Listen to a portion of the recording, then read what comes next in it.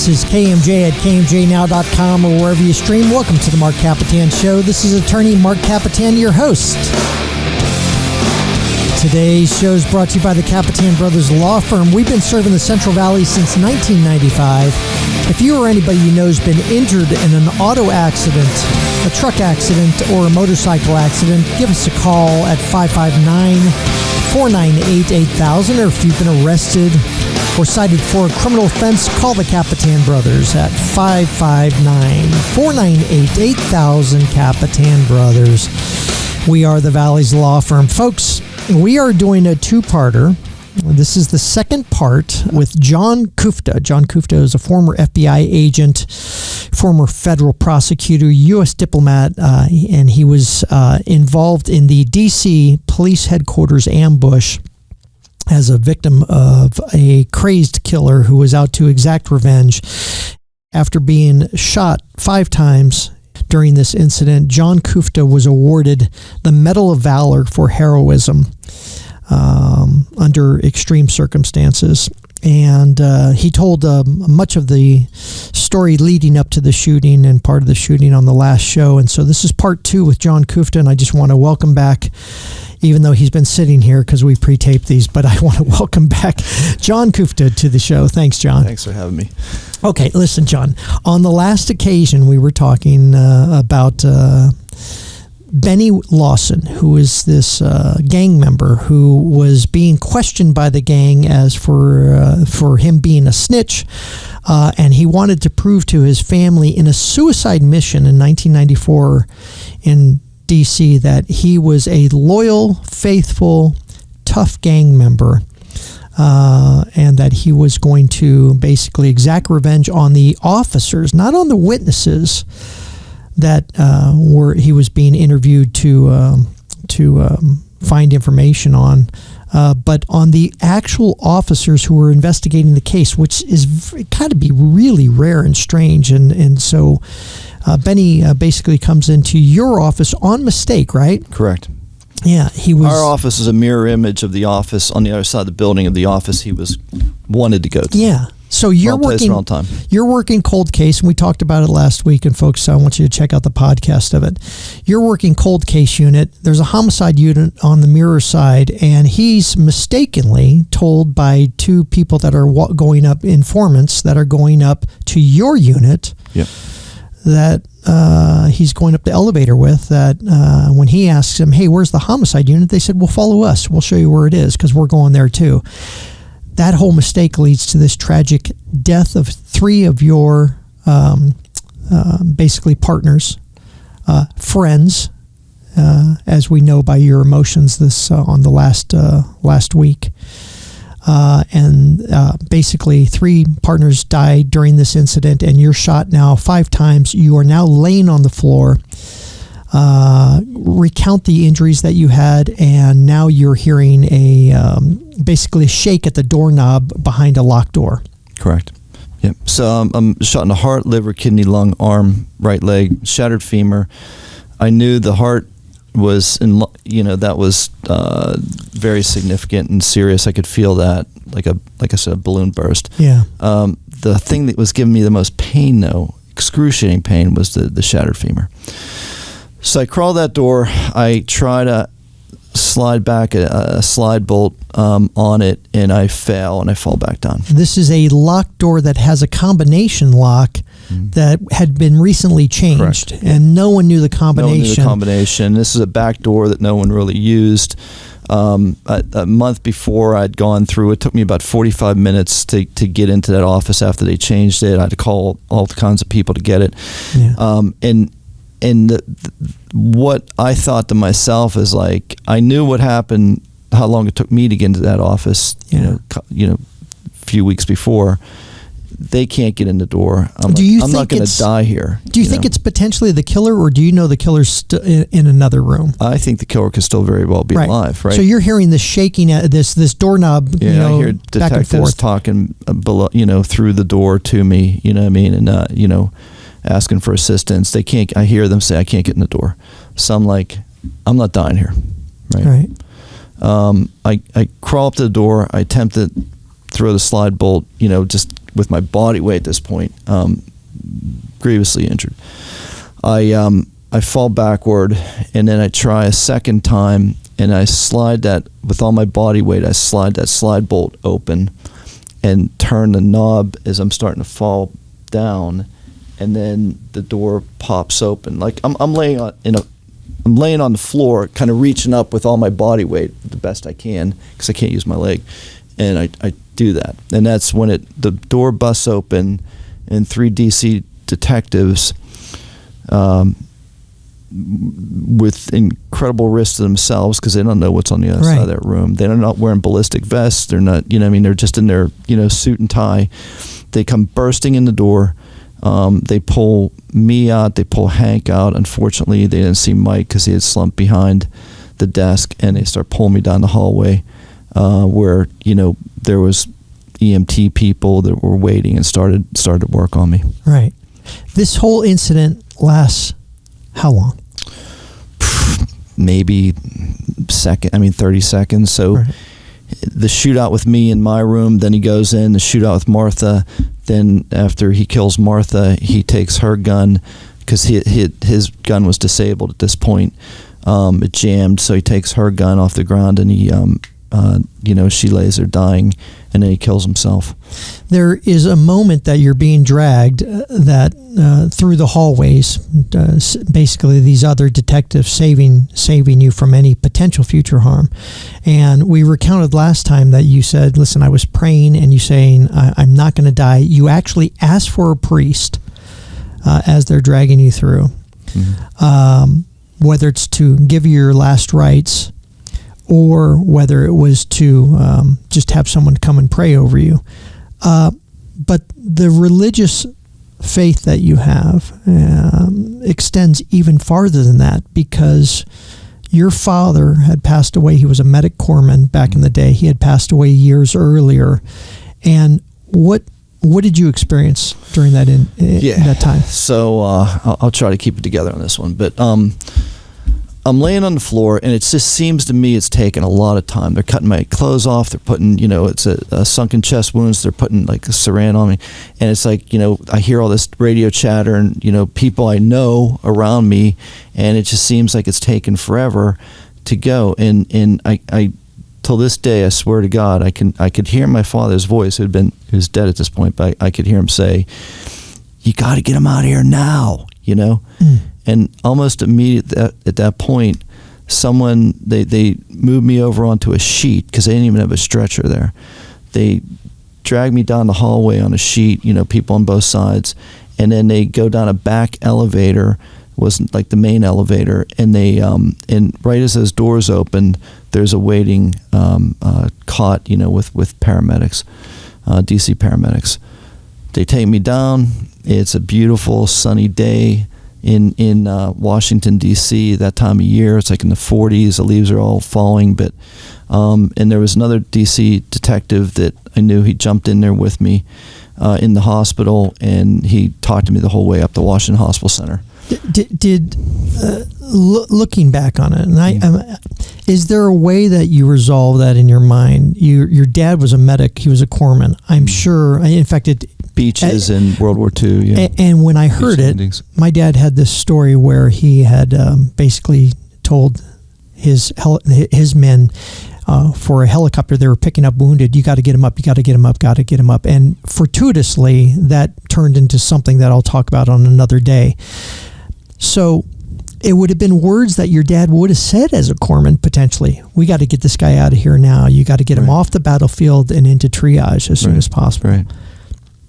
You reflect on that, every day of your life, and sit there and go, was that divine intervention or not? I think the whole thing was divine intervention. You know what I mean? It's just, for whatever reason, I don't question it. It's God's will. I believe God has a plan and purpose for all our lives. Mm-hmm. And I still probably, maybe in even this lifetime, you don't know what that is, but you just, follow the path that he puts in front of you. And the other fortuitous thing of it is you went to one of the best hospitals, which would happen to be the hospital that I was born in, one of the best hospitals ever for the situation that you're in, because you went to Bethesda Naval Hospital, Walter Reed. Now I think it's now called Walter Reed, or that's one of the areas. So I went to Washington Hospital Center, but the Bethesda Naval Team was on duty. So it's kind of a sad statement of Washington, D.C. at the time, but we didn't have any wars, right? And so doctors from the military, you had the Walter Reed team, or you would have the Bethesda team would train live on the shooting victims in Washington, D.C. Right. That's how they got their training. And as like I said, it's a sad commentary on our capital. So they were used to the triaging of critically injured people, Okay, we'll be right back after this. I got lost on time, Marcella. Okay, we'll be right back after this on the Marc Kapetan Show with John Kuchta, Medal of Valor winner for the FBI. So we'll be right back after this.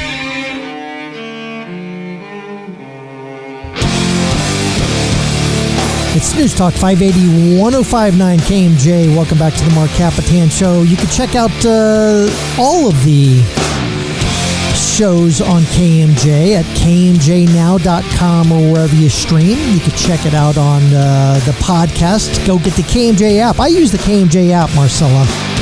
So I listen to all the shows. If I miss E and Philip and John and Christina or Ray Appleton or The Morning Show, I check them out on the podcast on the KMJ app. So go get the KMJ app and you can listen to all the shows that KMJ has on, and including the Marc Kapetan Show and all the Weekend People. And you can also check us out streaming on YouTube and Facebook. Check out the video of this handsome FBI agent that we have on for today, John Kuchta, telling a horrific story of ambush in 1994 at the Metro PD Police Department, where he was working cold case unit and was shot by a gang member 5 times, and his 3 partners there also passed on this same incident. So, John, boy, I tell you, you just told a story that is just, I don't know how you resolve it. I would love to hear my father's voice again. And you told the story as you're being dragged out of this shooting scene. You still don't know if the dangers are over or not. You hear the voice of your father, who's an Army corpsman, who says it's time. Basically, you got to get him out of here. Okay. They do get you out of there. They send you to the hospital. You're now at where? Washington, D.C. hospital? Washington Hospital Center, up on North Capitol Street. Yeah. Okay. Tell me the treatment that you received. Tell me the thoughts that are going through your mind. I'm assuming, are you in an ambulance, or do they just take you in the nearest car they can find? They took me in an ambulance up there. We get up there. Then I'm in the ER room. They start, and again, I felt like I was at this point drowning, right? Because, those internal wounds. And then they put like a tube on you, and at that point it was like relief. There was another detective I'd work with, Guy Middleton. He's up on the radio. He gives me a thumbs up, give him a thumbs up, and there's all this chatter, all this chaos going around. I'm like shivering, I'm freezing cold, and they put like these warm like towels over me, blankets or something over me, and again, I knew, just like I said before, if I knew I continued to pray, if I knew they'd got me to the hospital, and if I didn't go to sleep, I was going to live. At this point, the doctor, they're getting ready to wheel me into the OR. Lights are all around. I'm on my back, and they go to put a mask over me. And I stop them, and I said, "Is it all right to go to sleep?" And they're like, because I was fighting sleep. I knew, like, if I closed my eyes and went to sleep, I was dead. You had seen enough on the TV shows or in your line of duty that you can't go to sleep. That's the worst thing that could happen. And so I've been fighting that. They said, "Yeah, it's okay to go to sleep." Boom. They put it over me. Okay, but hold on. Yep. When you say that, there's got to be a thought in your mind. Is it okay to go to sleep? Great. I have the relief that I could go to sleep. But you have no idea whether you're going to wake up from that sleep. Yeah, I knew I was going to wake up from that sleep. I knew you're a positive guy. I knew I was going to live at that point. That was, I just trusted in God, But, so I mean, part of that, they split your chest open. Multiple times I am told from the doctor that my heart stopped beating. They actually had to take my heart out of the body and massage it to keep it going, Dr. Paul. Dr. Bikram Paul. So you talk about, fortuitousness, if that's a word. Dr. Paul was the chief surgeon in Washington at that time. Every president picks who the doctor is in the event that if there's an assassination attempt on a U.S. president, this is going to be my doctor if they're available. President Clinton picked Dr. Paul as his doctor in the event that there was an assassination attempt on Clinton.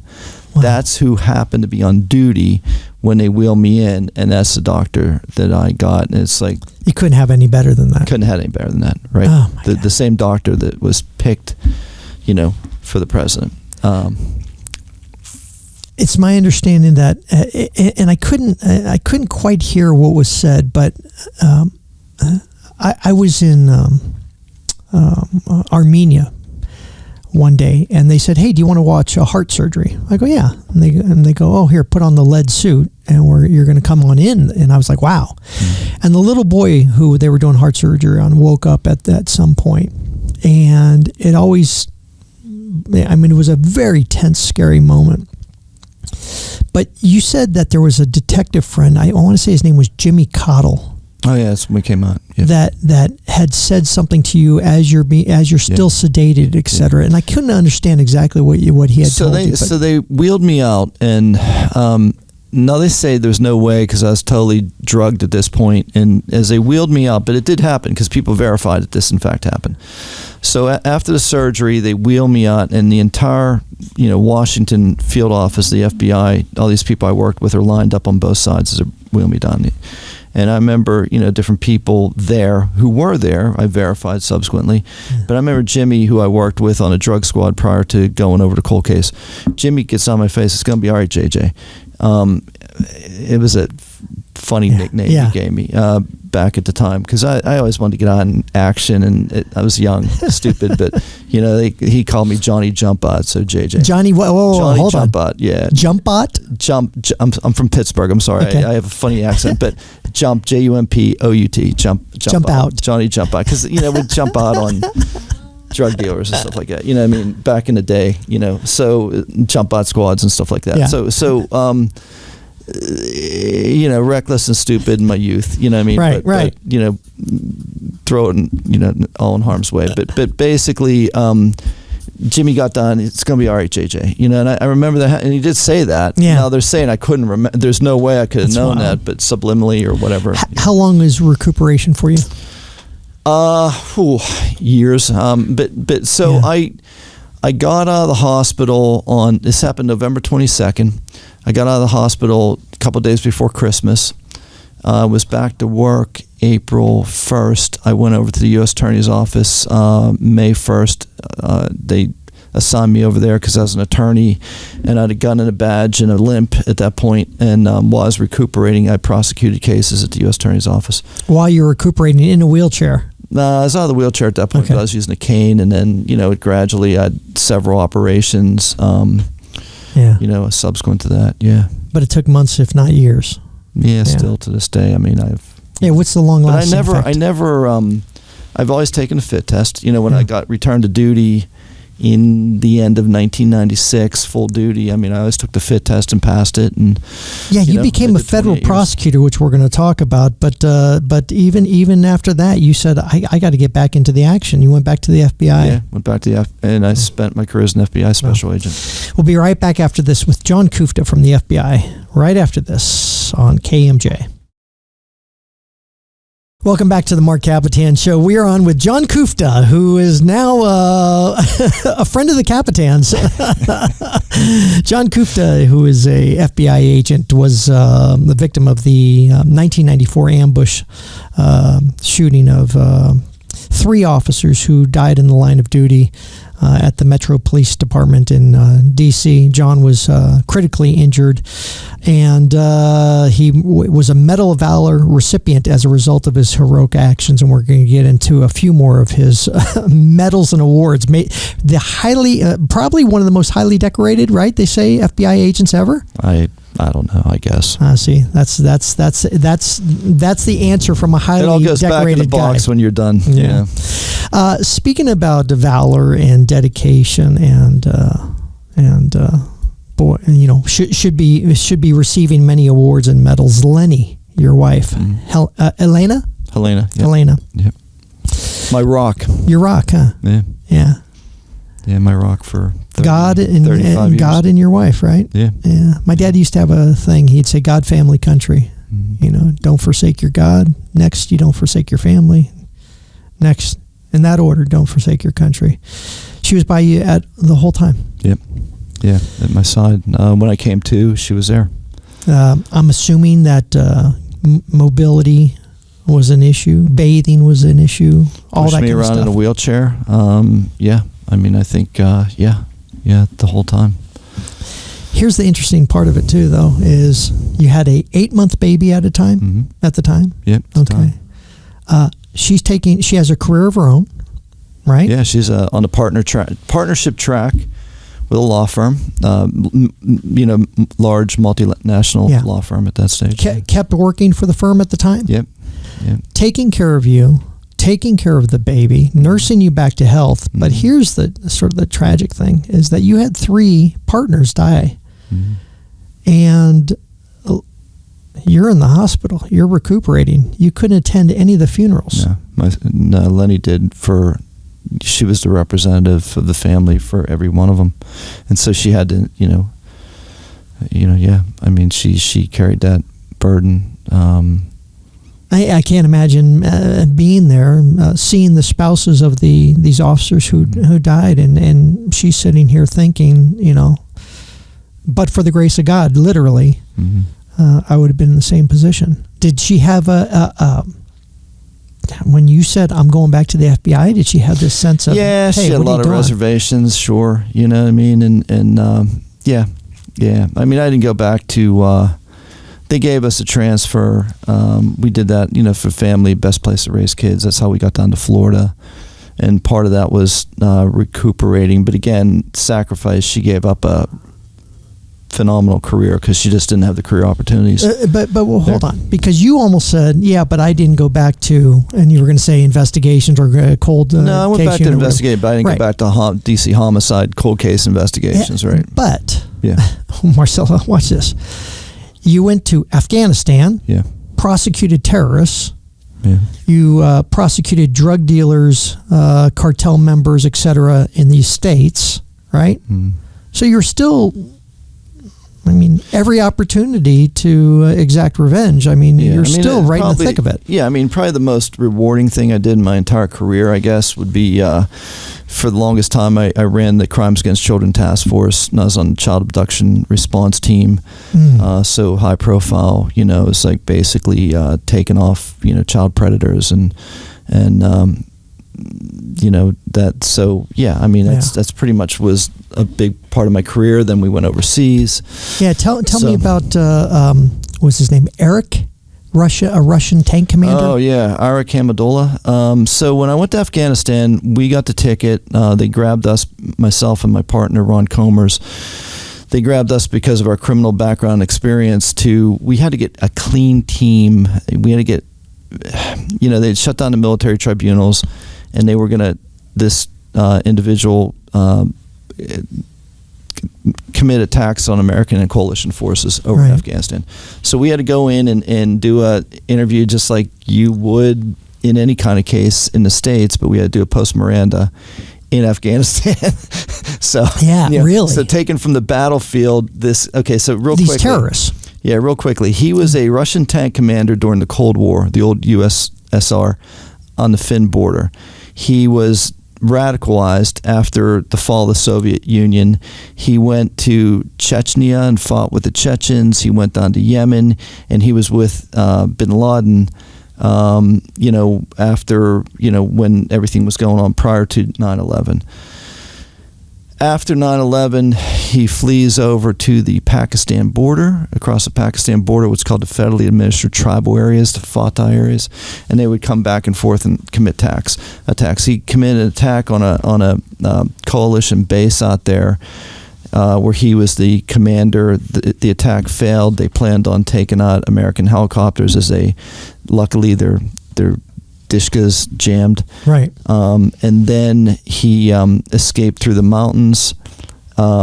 And then he got into a gunfight with special forces. He becomes the only member of this terrorism outfit that he put together, basically, to live because he decided to stand on the top of a hill. Yep. But nonetheless, I mean, he was a hardened warrior, basically, who turned terrorist. Exactly. So we brought him back. He got prosecuted, but myself and we conducted the subject interviews where he gave a full post-Miranda confession to us on tape. Yeah. As a result, you win the Attorney General's Award for National Security. Yep. You have FBI Medal of Valor, Attorney General's Award for Heroism, FBI Star, Attorney General's Award for Excellence, U.S. Attorney's Law Enforcement Officer of the Year awards twice, and the list just goes on and on and on. The U.S. Attorney's Office awards were for Crimes Against Children Matters. Yeah. Yeah. Man. All right. There's some lessons that were learned as a result of your the shooting incident. Yeah. And actually, if there's any good side that comes out of this thing, is that the FBI changed their training when it comes to firearms training in this matter. Yeah. Yeah. So the other thing is, had he walked into DC homicide, they were conducting a news conference. Back to Benny Lawson. Yeah. So if he, not luckily, but a lot more people would have been killed. Yeah, there was a press conference in the area that he was supposed to go to. Yeah. And if he would have gone in there, he would have shot up. Yeah. So a couple of things that came out. Myopic view, they changed the way firearms training is done with the FBI, more close in. Martha hit him 3 times before, and then but when you look at the pattern of where he's hit, it would have been like where his gun is. So, it's all down in this area. So what they completely, the FBI is great at that. They study, they do a post-mortem, basically. Yeah, they do a post-mortem on the whole incident. Yeah, on the whole incident. So what came out of it is our firearms training completely changed. So basically, what you're describing is you and even you and Martha and God rest her soul, and all the rest of them too. All the shots, he fired shots indiscriminately, and he knew what he was doing. He's just spraying everybody, hitting them point blank in the head, whatever. Because somebody, a criminal, can do that. Yeah. They have, we have to be concerned and focused and not, have into a crossfire. Right. You're reacting to a gunman, and you focus naturally on the gun. And so all the bullets that may have passed by that gun were hitting him in the lower body. Right. And now you're taught not to focus on the gun, as hard as that may be, but to focus on headshots and chest shots. And on top of that, what we have now, center mass. But when I went through the academy training, it was, you start at the 25-yard line. Most shootings happen within 5 to 6 feet. So the majority of training now for firearms is within this close space, and then it was always like, get a good position, 2 arms. Now it's like, get out there, get to the threat and fire as many. So as you can in close like I said, range. the positive lining that may come out of this thing was that the price saved a lot more lives in the end. Yeah. Okay, we'll be right back after this with John Kuchta from the FBI Medal of Valor winner. Welcome back to the Marc Kapetan Show. We are back on with John Kuchta, who is the recipient of the Medal of Valor from the FBI, one of the most highly decorated FBI agents ever. Just finishing up his story about the 1994 ambush at the Metro Police Department in 1994 by a member of the Kennedy gang. The incident happens on what day, John? November 22nd, 1994. Yeah. Significance? If it's not obvious. The anniversary of the death of President John F. Kennedy. Yeah. And so Benny, based on his writings and stuff, he wanted to show, he wanted to exact revenge on that day, the anniversary of the Kennedy assassination. And in his twisted view, distorted view of the world, he believed that every November 22nd thereafter, gang members would rise up throughout the country and kill police officers. So that's why he, first in Kennedy Street Crew, he picked the date of the Kennedy assassination to go down and exact his revenge. Crazy. Yeah, and I know, and I probably should have asked you ahead of time. We've been mentioning Benny's name this whole time, and I know it's become sort of a trend not to be mentioning these guys' name, but to me, just listen. We're going to be doomed to repeat the past if we don't, call it like it is. And so I apologize if I. No, I agree with you. Yeah. By the way, I forgot, you served as a U.S. prosecutor in the district in Virginia? Eastern District of Virginia, Rocket Docket. The Rocket Docket. Yeah. Okay, we are closer than what we think because my brothers and I all ran for judge. I'll tell you the story one day. Wow.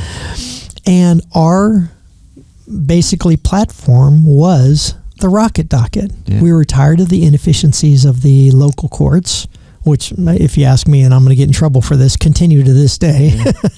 And so you were right after, or soon after being in this incident where you were shot and recuperating, you were in probably the toughest courtroom imaginable because there were no time waivers. You went to trial all within the statutory times. Yep.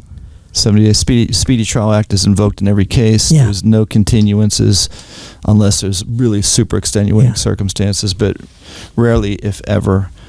In fact, if you go to the courthouse in the EDVA, it has the tortoise and the hare over top the doorway, and it says "Justice delayed is justice denied." So, they're serious. We use that line too. Yeah, they are very serious. I hate to tell you, folks, that's the reason why I don't practice federal law anymore because. Quite honestly, the cases are huge. They go on forever and ever and ever in most of the districts, Yeah. So it's a great experience, and it helped me when I went back to being an agent. But I do. It was a good ride. You worked in the U.S. Embassy in London? Yeah, I was the FBI, what they call the assistant legal attaché. Yeah. So I was the